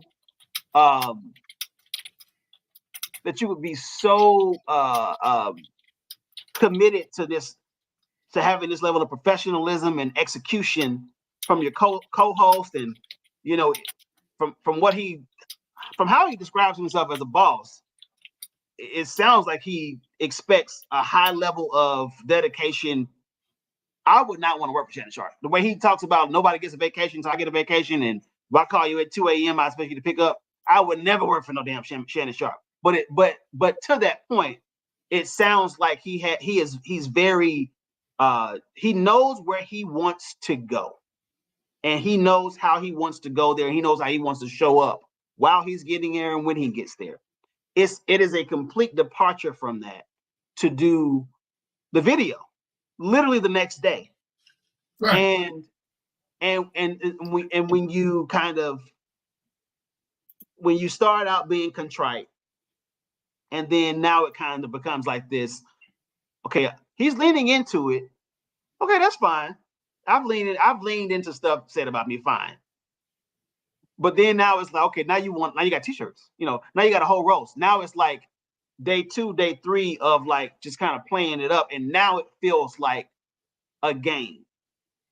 I still maintain that he could have picked any issue to kind of like to scheme around and to like plot and create a PR kind of thing around it. But the fact that it's his sexuality says more about our society than it does him in that moment, because black men proving that they're straight is not that. It doesn't matter. Like, you can be a celebrity, you can be a little guy, just growing up in your neighborhood. That is not an uncommon like challenge that black men have to overcome. And so I definitely agree that it puts him in a different light, not in this way, like, Shannon Sharp don't give a damn what people think about him for real. I'm not his core audience, so he's not talking to me, although I relate to a lot of stuff he says. But I still feel like there's these kind of moments put a mirror up in front of us, and there should be some issues, and we should be so evolved in terms of like how we view certain things, certain lifestyles, certain like we don't have a there's no soft guy era. You know what I mean? Like there are we don't really deal with some of the ways that we need to deconstruct masculinity as we've known it, and refashion it in a way that involves the whole human male, right? And I think these kind of moments can be teachable moments if we turn the mirror on ourselves and say, okay, yeah, Shannon did all this stuff, and that wasn't, it was a little janky. But what does it say about us that it was even something to be able to do? He didn't have to prove, like, I remember brothers never had to prove that he can read. Because who cares? You know what I'm saying? Like it's this specific issue of sexuality as it relates to black men, where we have done some of the most crazy things to disprove something that is truly nobody's business and makes no material impact on our community. Like it literally, gay been gay since gay been gay. So it really does not make any difference in terms of like, are you going to wear this? Are you going to identify here or are you going to identify there, and then like how are we going to go forward? Like there's this. We have to have a more nuanced idea of what it means to be masculine, so that we know, like when those types of issues happen, we can immediately dismiss it as, okay, this is the PR stunt. It's just a PR stunt. And that's like it's tacky, and we move on from it. But it happens too much. Like there are too many black men who have had to overcome that narrative or even or pretend like it doesn't exist. I'm pretty sure Kevin Samuels on some level knew that was what was being said about him on the streets. Just like Eddie Murphy or Mace when he got caught with the lady guy about in 2007, and we had like it never happened. But when do we get to have a conversation around what masculinity and manhood means in the world of Black men, and what are we attaching? Like what are we attaching to what descriptors are we attaching to manhood for us to be able to show up human and still be considered manly, all the things? But you have to consider who your audience is. Me and you right here, we're both Black men. The things that have been said, even when I've been doing Facebook and stuff, when something disconcerting or something disrespectful comes to me, now I look at, is this person worth the time and energy? One of the things that my mom told me, if you don't have to live, sleep, or eat with somebody, fuck them.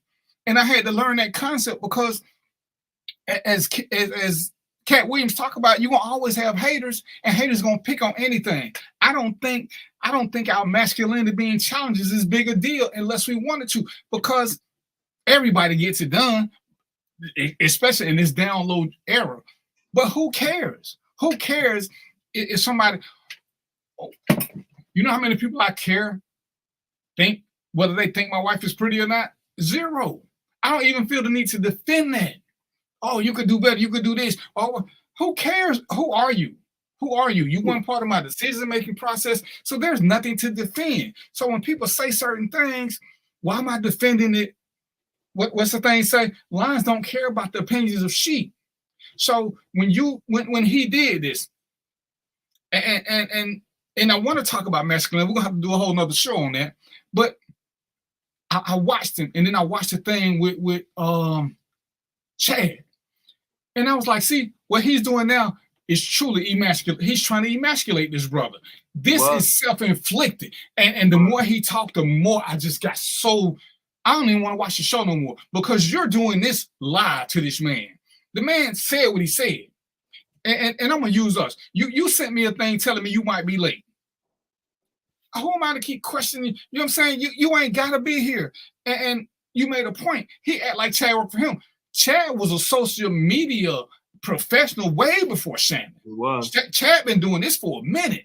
And you sitting there questioning. The man told you, hey, you can check with ESPN. You can check with all these other people. They'll tell you, I ride Uber. I don't get a limo.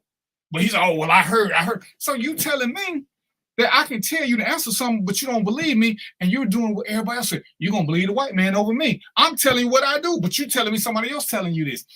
He lost so much credibility with me because Chad admitted he hit his girlfriend. Chad has been an overly honest dude, but I ain't never seen nothing where he was looking down on people in an emasculating kind of way. No. His whole thing with that, and it's like, dude, who you trying to prove something to? Somebody specific said something to you to make you do all this. Was you trying to holler at J-Lo, or was you trying to holler at somebody and they question you, and all of a sudden now you feel the need to buck up? Because as they say in the street, I didn't see none of that. I didn't see none of that against Skip.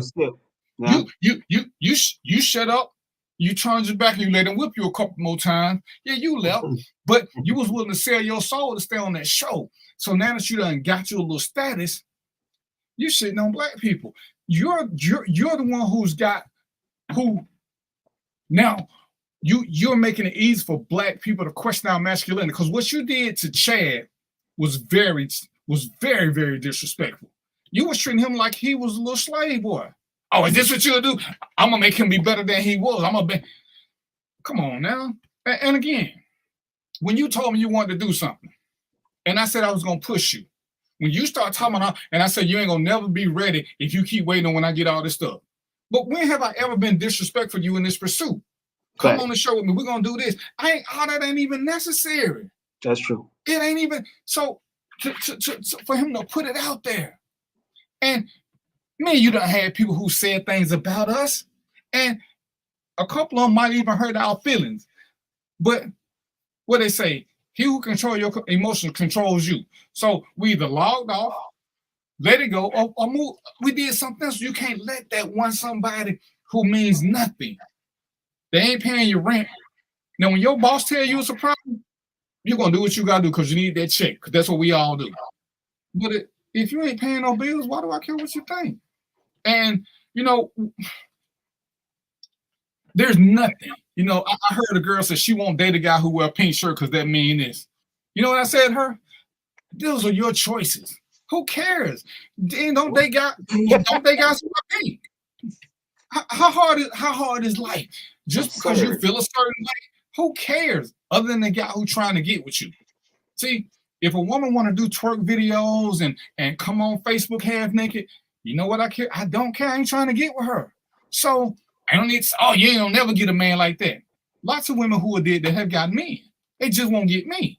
But she ain't looking for me in the first place. So all this craziness that Shay Shay did in trying to promote his brand, to me, he was Sambo.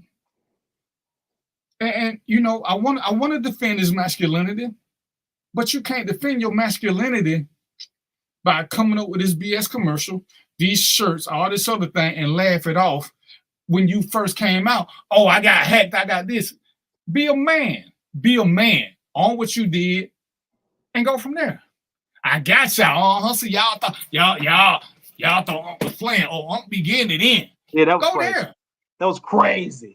Like, dude, you got 3 kids. Like, apparently you got it in at some point. I'm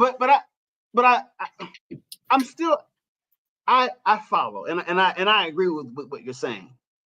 I just wonder when we get to have this uncomfortable discussion. Like when we stop with ourselves. Let's say he never did that and he never addressed it. But we know how this stuff goes, man. Like you tell a lie until it becomes the truth. To maybe in his world it became the truth. Maybe in his world that became the truth. And depending on depending on who your audience is, certain truths can impact your life, your lifestyle, your livelihood. And I certainly wouldn't advocate for him to do what he did. I don't think that. So Shannon Sharp's wheelhouse is like sports journalism, and then some form of like traditional journalism. He is not dedicated a certain amount of time to to issues of sociology. If I were him to address that, I would bring somebody on my show who could really unpack that. I would bring God rest her soul, a Bell Hooks onto my show, or Bart Lamonio, or somebody who can really help us to, okay, y'all been saying this man gay. If y'all been saying I'm gay, I'm not gonna deal with it. I know what I am, I know what I'm not. But let me turn the mirror on y'all real quick.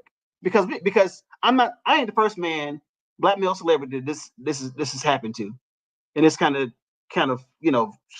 swirling conjecture, is happening to. So let me bring somebody on there that can really help us deal with the psychology of this. Why do we go there? Why is that why is it like, okay, after we embrace you, it's kind of like when you go to the I have an aunt, she's older now, but when she's never been married, no kids, and it got to a point where like when she would come to like Thanksgiving gatherings, my great grandmother who's passed away, well, girl, you sure you ain't? And it's like, bruh, like, you don't know what this woman going through. She might be dealing with infertility issues. She might be dealing with some unaddressed trauma. It might be some real things that have informed her decision to not be with, anyone, and all the things that would kind of demonstrate this, heteronormative lifestyle that you want her to have. But it's like, when do we get to have that discussion around, like, not just black men calling other black men, out their name, but I mean, like, no. our relationship with our women matters. It's the most consequential.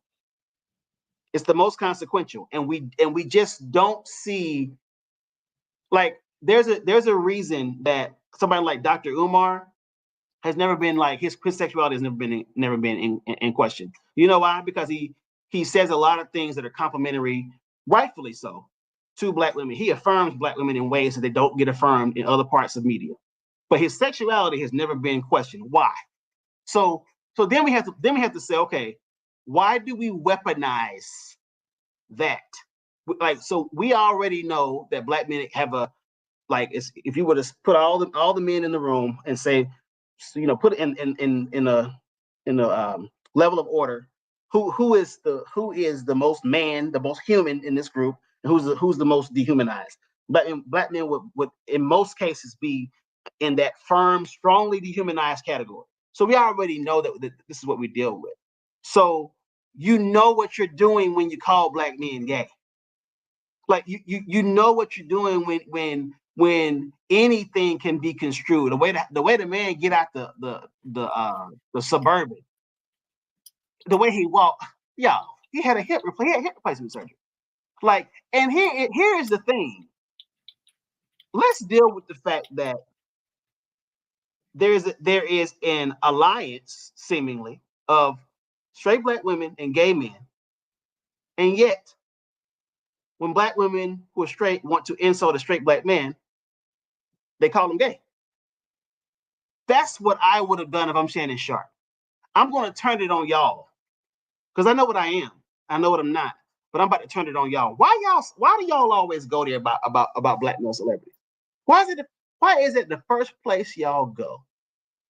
And then he can create this. That's dealing with it in a way that's like, you know what? I'm gonna live above the fray. When they go high, when they go low, I'm gonna go high. I get it. I get all that. But we gotta deal with this. Like, somebody has to, like, say, no. We're gonna park this train right here, and I'm gonna ask y'all the tough questions. I'm going to deal with your thinking, and why anything that doesn't fit the Black male caricature gets filed under gay, and not like 90s gay where it's like, oh man, that's gay as hell. But I mean, like, so the patterned shirt he has on means he sleeps with men.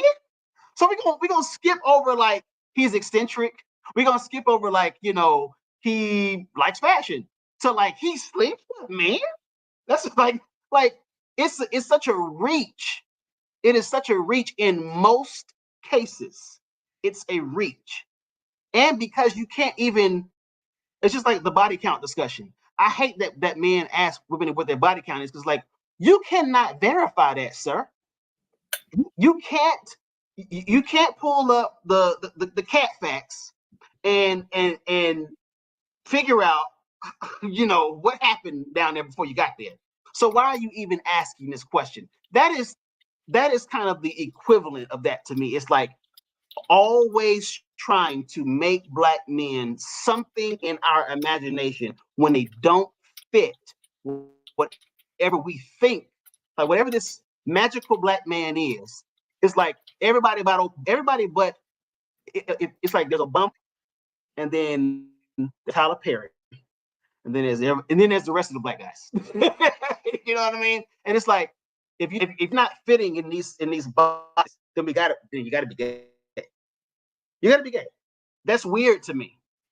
That is weirder. Go ahead. When did Eddie Murphy address it? When did Tyler Perry address it? But that's what I'm saying. So why does he feel the need to?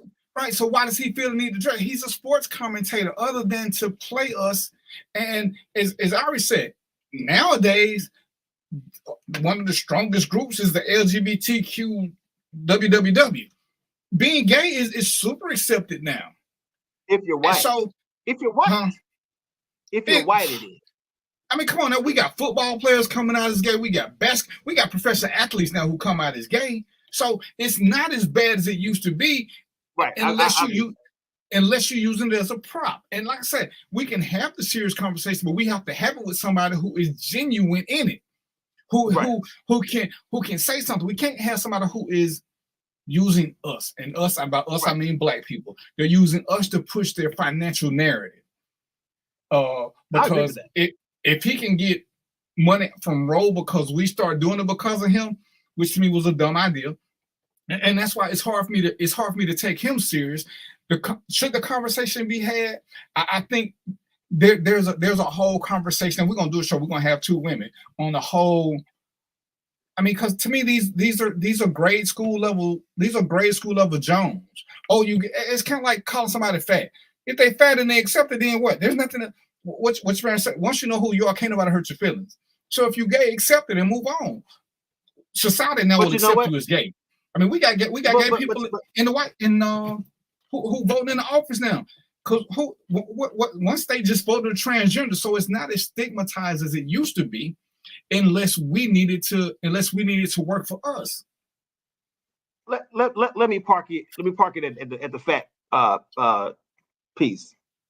So there's fatness is more accepted. So being a fat person will get you in more doors than being a gay black man who presents heterosexual. We have been conditioned to shame people who shame fat people. We have not been conditioned to shame people who unduly shame black men or create conjecture and narratives around black men's sexuality. I have infiltrated this group. I dated him group. I've infiltrated this group. And I promise you, almost 70% of every male that's posted in this group, they say he's gay. That's a problem. It's not though. It's a problem because why would you use something that is so that is so jolting, like to the just what it means to be man, and then create a cloud of suspicion. I call him in bed, but I mean like I know that if I say this, okay, the first thing is like he's broke. Okay, he broke, fine. But I promise you that next one, when broke don't land, you gotta land on gay. And it's like, but if you know the playbook, again, why go to the group? It's no different than I'm in the Kevin Samuels group. I have an agenda for that group, by the way. Right. But in the Kevin Samuels group, as soon as a woman posts, the guys go in on her about what she ain't worth and this and this and this. Why come here to say anything if you know the group is built toward demoralizing your group? It's a form of self-abuse. You might as well say, hey, I'm suicidal. I like the pain. When they had the group, and it was comical to me because white people are hilarious. When they were complaining about the Black Mermaid, there was a whole group of white people complaining, and you got black people going there trying to defend and getting mad because white people are calling them out. The group is meant for white people to talk shit about black people. So why go there? You can't change the minds of those whose mind can't be changed. So you're fighting a losing fight. When I meet people who say they don't like cops, I don't sit there and try to convince them, hey, I'm different. You've already got your mind made up. Now, eventually, a lot of them have come back to me and they say, hey, man, you did it. So when they come back to me, we can have a conversation, but I'm not trying to change what they think about cops. I know what they see on TV. I know what's said. I would be a fool not to, but I can't let that affect me and what I do. We know that it's going to be called. The minute a girl try to holler at us, Philip, I'm sorry, Theo, the minute we're interested, right? And if we ain't interested, we gay. Yeah. Because a man will hit any woman. But see, all she's telling me is about her life experiences. They have no bearing on me. And we can't let other people's ideas or thoughts about us rule us, because then that makes us the weaker sex. And we're buying into that. Because people can say what they want to say. You can't stop nobody from, girl say, I don't like ugly men. I can sit there and tell her why I ain't ugly, but if that's her opinion of me and it's just an opinion, she's free to have whatever she wants. And I should take that I should take that what she gave it to me. Don't waste my time on her. Too many times we trying to prove stuff to people who don't give a shit about us. No way. That's us wasting good energy. I asked you to be on the show. If you said no, I won't keep bothering you about it. You got a choice. And you got to do this. Once people tell us who they are and what they don't want to do, then we have to let that go and move on to the next. Shannon, whoever said it to him, if it ain't somebody who you after, and if it is somebody who you after, then let them go. Because they already, you don't want them. I don't need to try to prove it because, so if you after, and I'm just using J-Lo, then you plan to take a sex tape with Michelle, she still don't get you because now she gonna say you got a woman. So now you're a player. So what are you gonna win by this? If this was the attack that was levied upon you? See, when I talk about the system, and we got to get ready to go, it's almost 8:00. I can tell people why black people can win in the legal system if you give me enough time and listen to me. But if you don't believe that the black people can ever win, then nothing I say will matter. But once I start saying stuff and they catch something, they're like, oh, damn, that did work. Or that do make sense. Then they won't have to listen. But when they already tell me they don't want to hear nothing I got to say, I quit talking.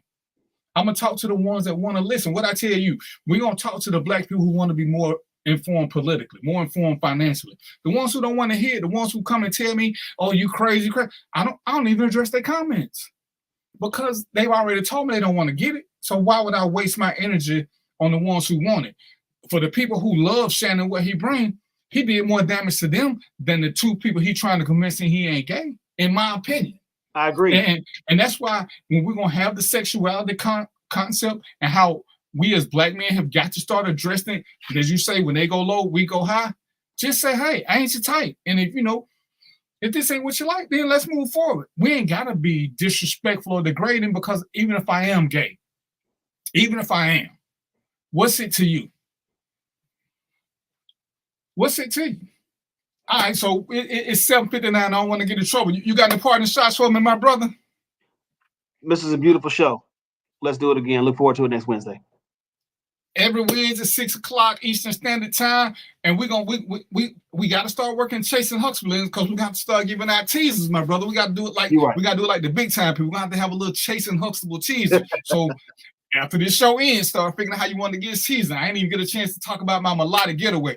Because, ladies and gentlemen, we're going to start telling y'all to plan trips to go do something. If you don't do nothing, hey, when you get your taxes next year, stop buying rims. Plan a little trip. All trips ain't expensive. I'm going to start doing some melodic getaways because they got some great deals. Check out the group if you get a chance. But come back to my JBN, where we're going to be unapologetically black. We're going to be entertaining, educating, and information, all the good stuff at the same time. If you want us to talk about something, inbox one of us. Shoot us a text if you got our number. But we're going to try to give you what you want and have fun in the process. I had a good time. Theo, I thank you for coming. We're gonna get there without degrading each other. We're gonna uplift each other. We're gonna talk a little trash, but we're gonna always push positivity, even when we challenging each other. It's about being positive. Challenge each other to be better, not for the win. Because if Theo win, then I win. If I win, he win. Because we're a team now. We ain't gotta drag each other down. We can both rise. We may not even rise together, but as long as we rising, we winning. And that's what we got to keep in mind, ladies and gentlemen. It don't matter who gets there first, as long as we both headed that direction. So with that being said, y'all know what it is. I can't drink no more because I'm on call. So with that being said, my green tea, what is, oh shit, peas, popcorn, and chicken grease. And we out. Hey. I almost got my closing. How do I end this? I'm going to hit you up, Philip. All right. I can't remember the call.